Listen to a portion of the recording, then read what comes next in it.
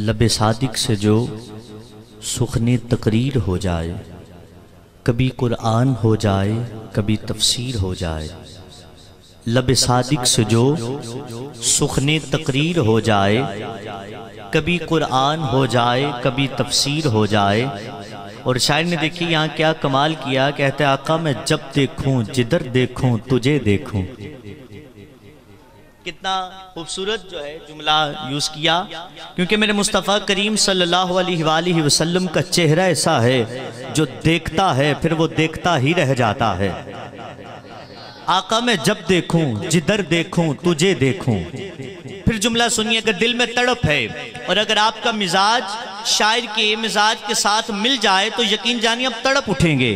कहा आका मैं जब देखूं जिधर देखूं तुझे देखूं, और फिर भी दिल नहीं बढ़ा, कह दिया आका मैं जब देखूं जिधर देखूं तुझे